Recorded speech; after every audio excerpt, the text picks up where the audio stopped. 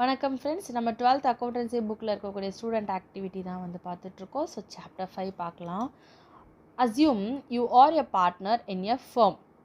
You are going to admit a new partner into your firm. So நம்ம வந்து already ஒரு partnership ஃபர்மில் பார்ட்னராக இருக்கோம். ஒரு புது பார்ட்னரை நம்ம அட்மிட் பண்ண போகிறோம். Think of any 5 agreements that you want to include in your partnership deed. So partnership admission டைமில் நம்ம என்ன பண்ணணும், புதுசாக டீட் வந்து நம்ம வந்து க்ரியேட் பண்ணணும் இல்லையா? ஸோ அந்த மாதிரி டைமில் என்னென்ன பாயிண்ட்ஸுக்கெலாம் நம்ம இம்பார்ட்டன்ஸ் கொடுப்போம் அப்படின்னு சொல்லி கேட்டிருக்காங்க. ஸோ ஃபர்ஸ்ட் ஆஃப் ஆல் நம்ம என்ன பண்ணுவோம், நியூ ப்ராஃபிட் ஷேரிங் ரேஷியோ. புதுசாக ஒரு பார்ட்னர் வராரு அப்படின்னா அப்போ ஃபஸ்ட்டு நம்ம வந்து பேச வேண்டியது என்னது, ப்ராஃபிட் ஷேரிங்கை பற்றி தான். இப்போ ஆல்ரெடி 2 பார்ட்னர்ஸ் இருந்தாங்க அப்படின்னா இப்போ 3ஆவதாக ஒரு பார்ட்னர் வராரு அப்படின்னா அப்போ இனிமேல் ப்ராஃபிட் வந்து 3 ஷேராக வந்து பிரிக்க வேண்டியது இருக்கும். அப்போ அதனால் ப்ராஃபிட் ஷேரிங் ரேஷியோவை பற்றி கண்டிப்பாக நம்ம வந்து என்ன பண்ணணும், பார்ட்னர்ஷிப் டீடில் கிளியராக வந்து நம்ம கொடுத்துடணும். Then responsibilities and liabilities of each partner. ஒவ்வொரு பார்ட்னருக்கும் இருக்கக்கூடிய என்னென்ன பொறுப்பு இருக்குது அப்படின்றதையும் நம்ம கிளியராக வந்து மென்ஷன் பண்ணிடணும் partnership deed. Then capital contributed by each partner. ஒவ்வொரு பார்ட்னர்ஸும் எவ்வளோ கேபிட்டல் கான்ட்ரிபியூட் பண்ணியிருக்காங்க அதையும் நம்ம ரெக்கார்ட் பண்ணணும். Dispute resolution procedures. ஸோ ஃப்யூச்சரில் ஏதாவது பார்ட்னர்ஸ்க்கு பிரச்சனை ஏதாவது வந்துச்சுன்னா, அவங்களுக்குள்ளே ஏதாவது மன சங்கடம் வந்துச்சு அப்படின்னா அதை என்ன மாதிரி அவங்க டிஸ்கஸ் பண்ணி அதை சால்வ் பண்ணிக்க போகிறாங்க அப்படின்றத பற்றியும் நம்ம பார்ட்னர்ஷிப் டீடில் கொடுக்கலாம். தென் டெசிஷன் மேக்கிங் ப்ராசஸ். எத்தனை பார்ட்னர்ஸுடைய அக்செப்டன்ஸ் வேணும். ஸோ இல்லை எல்லா பார்ட்னர்ஸும் வந்துட்டு அக்செப்ட் பண்ணாதான் ஒரு டெசிஷனாக பாஸ் பண்ண முடியும். அந்த மாதிரிலாம் நம்ம வந்து சில டீட்டெயில்ஸ்லாம் வந்து பார்ட்னர்ஷிப் டீடில் கொடுத்துக்கலாம். Then salary and commission payable to partners. So பார்ட்னர்ஸ்க்கு எவ்வளோ சேலரி பே பண்ணணும், எவ்வளோ கமிஷன் அவங்களுக்கு பே பண்ணணும், இது எல்லாமே நம்ம வந்து பார்ட்னர்ஷிப் டீடில் கிளியர் கட்டாக நம்ம வந்து கொடுத்துடணும்.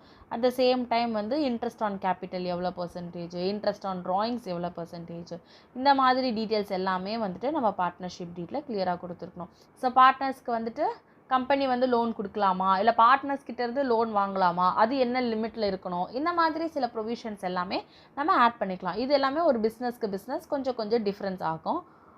ஸோ அதை பேஸ் பண்ணி அவங்க வந்து ஆட் பண்ணிப்பாங்க.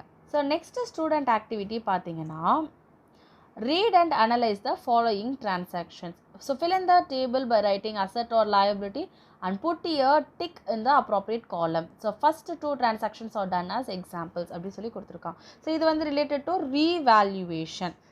ஸோ இதுக்கான சொல்யூஷன் பார்க்கறதுக்கு முன்னாடி இந்த ரீவேல்யூஷன் அக்கௌண்ட் வந்து நம்ம எப்படி வந்து ப்ரிப்பேர் பண்ணுவோம் அப்படின்றத நம்ம வந்து மாதிரி பார்க்கலாம். So first one வந்து revaluation account is credited with increase in value of asset and a decrease in value of liabilities. So asset ஓட வேல்யூ இன்க்ரீஸ் ஆச்சுனாலோ இல்லை liabilities-ஓட வேல்யூ டிக்ரீஸ் ஆச்சுனாலோ நம்ம என்ன பண்ணுவோம், revaluation அக்கௌண்ட்டை கிரெடிட்டில் எழுதுவோம். ஸோ இதை நான் ஷார்ட் ஃபார்மாக என்ன எழுதியிருக்கேன்னா IA and DL. So increase in asset and then decrease in liability which is equal to credit. So இது நான் ஏன் எழுதியிருக்கேன் அப்படின்னா, இது வந்து உங்களுக்கு ஒரு மெமரி பண்ணுறதுக்கான ஒரு டெக்னிக். பட் இதுதான் வந்து ப்ரொசீஜர். இப்படி வந்து நம்ம வந்து ஞாபகம் வச்சுக்கிறது தான் ப்ரொசீஜர். பட் ஸ்டில் நம்மளுக்கு வந்து இதை கரெக்டாக ஞாபகம் வச்சுக்கணும் இல்லையா, அதுக்கான ஒரு டெக்னிக் தான் வந்து இந்த IA and DL. ஸோ இதை நான் எப்படி எடுத்துக்கிட்டேன்னா, இந்தியா அண்ட் டெல்லி. ஸோ இந்தியாவோட கேபிட்டல் என்னது, Delhi. So that is IA அப்படின்றது என்னது, இன்க்ரீஸ் இன் அசட்.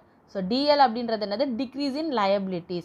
அந்த டைமில் நம்ம ரீவேல்யூஷன் அக்கௌண்ட் என்ன பண்ணுவோம், கிரெடிட் பண்ணுவோம்.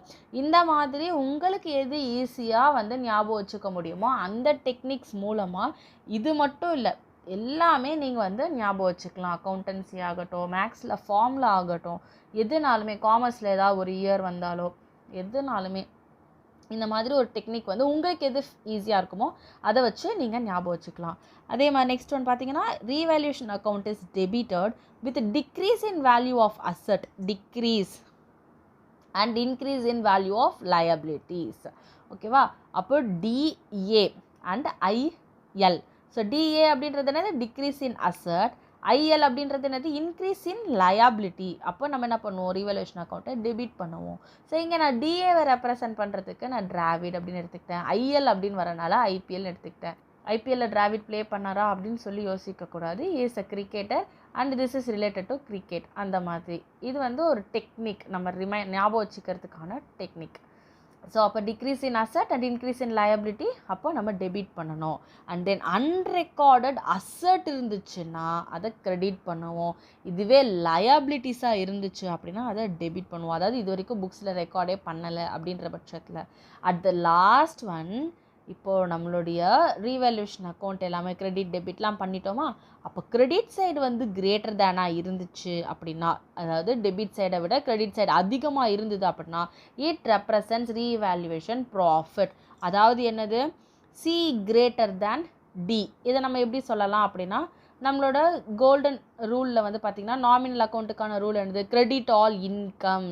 அப்போ கிரெடிட்னா வந்து என்னது, இன்கம்மை ரெப்ரசன்ட் பண்ணுது. ஸோ கிரெடிட் சைட் டோட்டல் அதிகமாக இருந்ததுன்னா இட் ரெப்ரசன்ட்ஸ் ப்ராஃபிட். அதே மாதிரி டெபிட் ஆல் எக்ஸ்பென்சஸ் அப்படின்னு சொல்லுவோமா. தென் டெபிட்டில் வந்து அதிகமாக இருந்துச்சுன்னா இட் ரெப்ரசன்ட்ஸ் லாஸ். ஸோ இன்னொன்று வந்து நீங்கள் எப்படி எடுத்துக்கலாம்னா, ஏபிசிடியில் சிக்கு அப்புறம் டி வருமா, அந்த ஆர்டரில் இருந்துச்சுன்னா தென் இட் இஸ் ப்ராஃபிட். அதே மாதிரி டெபிட் சைடோட டோட்டல் வந்து கிரெடிட் சைட் டோட்டலை விட அதிகமாக இருந்துச்சுன்னா it is revaluation loss. That is D greater than C. So debit வந்து greater than credit.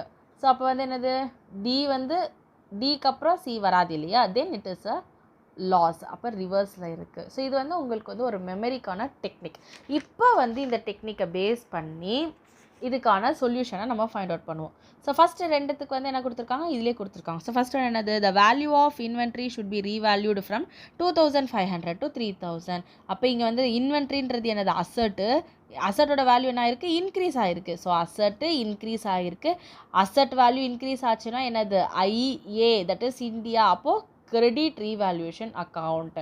Then building revalued from 2 lakh to 1,60,000. பில்டிங்கிறது அசட்டு, வேல்யூ வந்து என்ன இருக்குது, டிக்ரீஸ் ஆகிருக்கு. அப்போது டிஏன்றது என்னது, டிராவிட். அப்போது அதை வந்து என்ன பண்ணோம், debit the revaluation account. Then creditors revalued from 2,000 to 1,800 as discount can be availed from creditors. அப்போ 2,000லேருந்து 1,800 நம்ம ரீவேல்யூ பண்ணியிருக்கோம். அப்போ கிரெடிட்டார்ஸ்ன்றது என்னது, லயபிலிட்டி.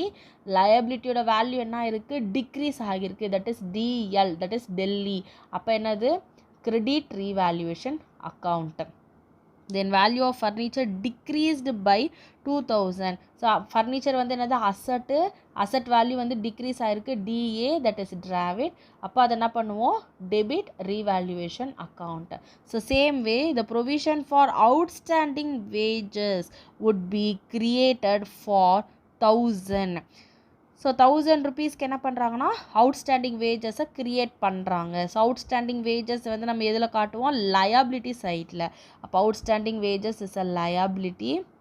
அப்போ என்னது, நமக்கு புதுசாக க்ரியேட் பண்ணோம்னா it results in increase in liability. அப்போது ஐஎல். ஸோ ஐஎல் என்னது, ஐபிஎல். அப்போ என்ன பண்ணுவோம், டெபிட் ரீவேல்யூவேஷன் அக்கௌண்ட். அதே மாதிரி vehicle ரீவேல்யூடு to 20,000 from 28,000.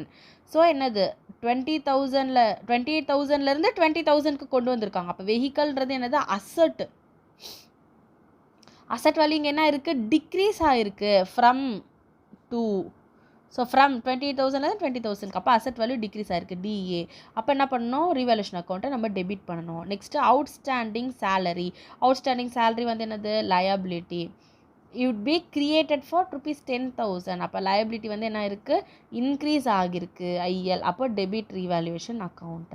Next provision for doubtful debts is to be created for ₹1,000. So provision for doubtful டெப்ஸை நம்ம என்ன பண்ணுவோம், சன்ட்ரி டெட்டாஸ்லேருந்து மைனஸ் பண்ணுவோம். அப்போ சன்ட்ரி டெட்டாஸ் வந்து என்ன ஆகும், ரெடியூஸ் ஆகும். சன்ட்ரி டெட்டாஸ் அப்படின்றது என்னது, அசட்டு. இப்போ அசட் வந்து என்ன ஆகுது, டிக்ரீஸ் ஆகுது. அப்போ ரீவேல்யூஷன் அக்கௌண்ட்டை டெபிட் பண்ணுவோம். Next land revalued from 2 lakh to 2,50,000. லேண்டுன்றது அசட்டு. அசட் வேல்யூ இங்கே என்ன இருக்குது, இன்க்ரீஸ் ஆகியிருக்கு. அப்போது ஐஏ, தட் இஸ் இந்தியா. அப்போது என்ன பண்ணணும், credit revaluation account. Then fixtures revalued from 20,000 to 22,000. So fixtures அப்படின்றது என்னது, இங்கே அசட்டு. அசட் வேல்யூ இன்க்ரீஸ் ஆகிருக்கு, then credit revaluation account. So இங்கே என்ன கேட்டிருக்காங்க, what do you conclude from the above activity, show your understanding by filling in the table below. Write increase or decrease in the appropriate box. One box is filled is an example. So asset revaluation அக்கௌண்ட்டில் asset வந்து degrees ஆச்சுன்னா நம்ம என்ன பண்ணுவோம், debit பண்ணுவோம். இதுவே asset வந்து increase ஆச்சுன்னா, ஐஏ இல்லையா, இன்க்ரீஸ் ஆச்சுன்னா அப்போ என்ன பண்ணுவோம், கிரெடிட் பண்ணுவோம். ஸோ சேம் வே லயபிலிட்டி வந்துட்டு இன்க்ரீஸ் ஆச்சுன்னா ஐஎல், ரீவேல்யூவேஷன் அக்கௌண்ட்டை டெபிட் பண்ணுவோம். இதுவே வந்து டிக்ரீஸ் ஆச்சுன்னா ரீவேல்யூவேஷன் அக்கௌண்ட்டை கிரெடிட் பண்ணுவோம். இது வரைக்கும் பார்த்ததில் உங்களுக்கு ஏதாவது டவுட் இருந்துச்சுன்னா அதை கமெண்ட் செக்ஷனில் லீவ் பண்ணுங்கள். இந்த வீடியோ உங்களுக்கு யூஸ்ஃபுல்லாக இருக்குது அப்படின்னா மறக்காமல் உங்கள் ஃப்ரெண்ட்ஸுக்கு ஷேர் பண்ணுங்கள்.